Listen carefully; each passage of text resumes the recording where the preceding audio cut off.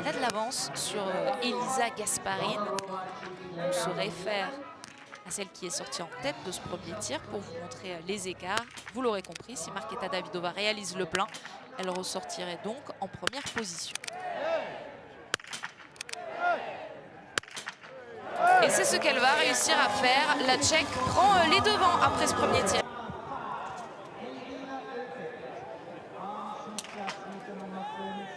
Là aussi, ça clignote en vert pour Elvira Oberg. Avec peu d'écart toutefois, avec une toute petite avance pour la plus petite des sœurs Oberg. Caroline Colombo à son tour prend le départ. On arrive à la fin de ce premier groupe. On va attaquer le deuxième groupe de départ. Et Elvira Oberg, elle met cette dernière balle dehors. Ça fait grimacer son entraîneur de tir.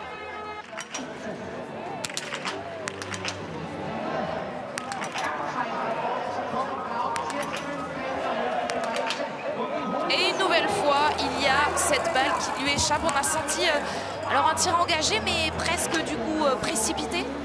Engagé, mais là, très sincèrement, la dernière balle, elle nous l'a volée. Hein.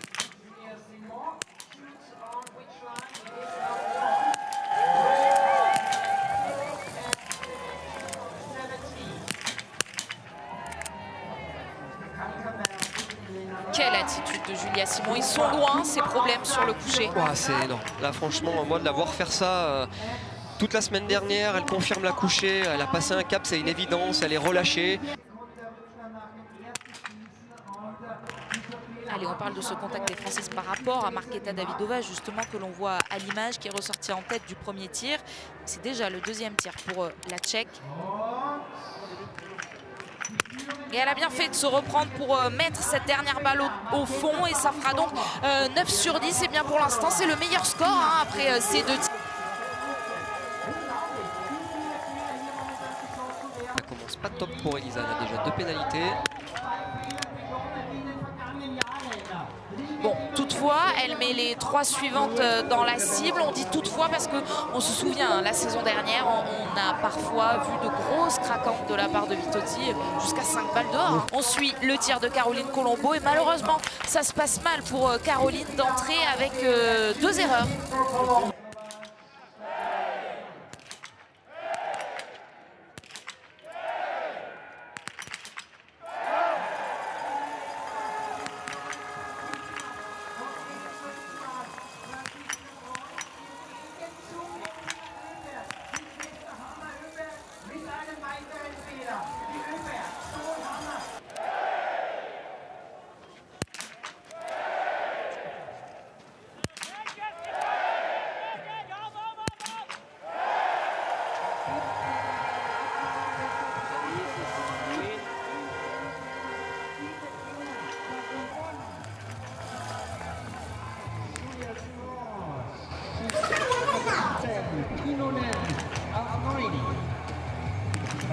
Allez, le 9 sur 10, c'est très bien fait ça pour Julia Simon parce qu'on le voit à 9 sur 10, ça peut faire la très grosse course. Aujourd'hui, on sait que les sœurs Oberg sont à 8 sur 10.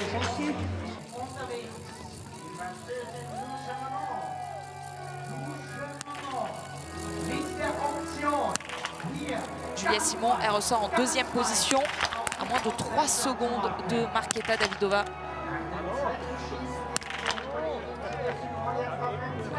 Lou a l'air en difficulté, là, on l'a vu faire une flexion. Peut-être les jambes qui tremblent souvent quand on voit le biathlète faire ça. Elle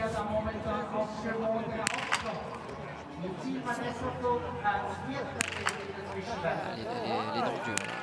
Il se passe quoi là pour Lou Jean Monod? Si vous pouvez essayer de vulgariser ça, Fred, pour nos téléspectateurs, c'est mental, c'est physique? Là, j'ai l'impression que c'est plus physique. On voit certainement les jambes qui tremblent. Elle a fait des flexions. Le fait de recontracter les muscles peut aider à centraliser ça et à plus trembler pendant quelques secondes. Mais ça dure vraiment pas longtemps. Il faut en profiter tout de suite pour lâcher les cartouches.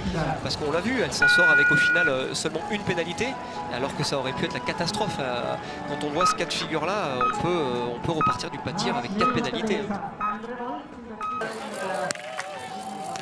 Zarman qui elle aussi peut réussir le 10 sur 10. Et pourrait ressortir dans ce cas-là.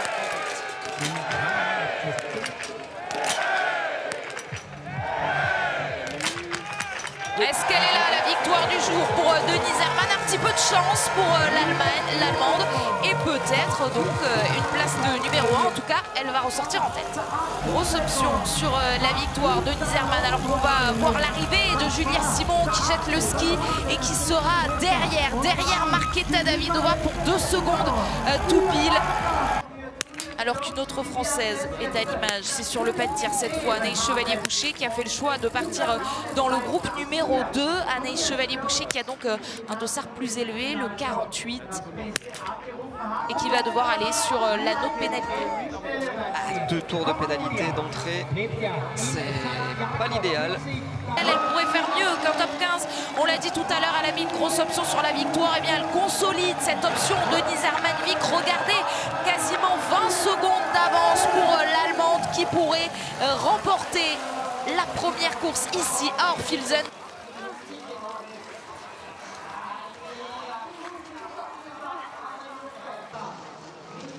Aller chercher ce top 15 pour Anaïs Chevalier-Boucher, ce sera absolument idéal pour la course du jour, bien sûr, mais également pour bien se placer pour la poursuite. Vous nous disiez tout à l'heure, Fred, 13e au dernier intermédiaire. Eh bien, elle a réussi à la tenir, cette 13e place, et donc moins de 1 minute de retard sur la tête pour Anaïs Chevalier-Boucher, malgré ces 2 erreurs.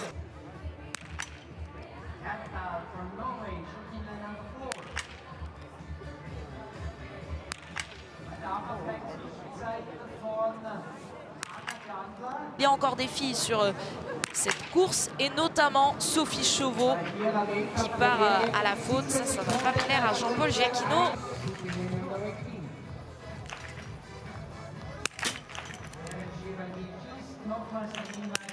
C'est bien, on va pouvoir bien suivre comme ça. Elle ne va pas échapper à la réalisation. Et donc on a pu admirer ce tir qui lui permet de repartir tout de suite sur la piste sans passer par la note pénalité.